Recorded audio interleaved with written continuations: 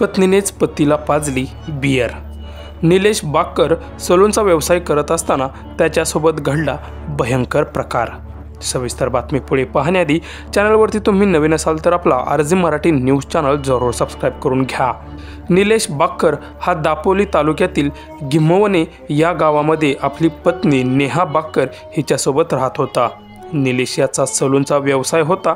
दरम्यान सोमवारी सकाळच्या वेळी निलेश अचानक गायब झाला। सलून उघडलं नसल्यामुळे निलेशच्या भावाने वहिनीला निलेशबद्दल विचारलं असता तो गायब झाल्याचं तिने सांगितलं। तेव्हा निलेशच्या भावाने लगेच दापोली पोलीस ठाण्यामध्ये जाऊन फिर्याद दाखल केली।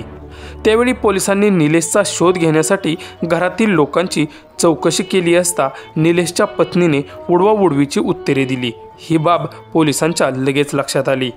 यावेळी पोलिसांनी नेहा बक्कर हिला ताब्यात घेऊन तिची कसून चौकशी केली असता तिने हत्येची कबुली दिली। प्रियकर मंगेश चिंचघरकर याला हाताशी धरून पतीला बियर पाजून प्रियकराच्या मदतीने पतीची हत्या केल्याचं नेहाने सांगितलं। प्रियकर मंगेश चिंचघरकर हा बस चालक असून तो मंडणगड डेपोची बस दापोलीला घेऊन आला असता पोलिसांनी त्याला सापळा रचून अटक केली।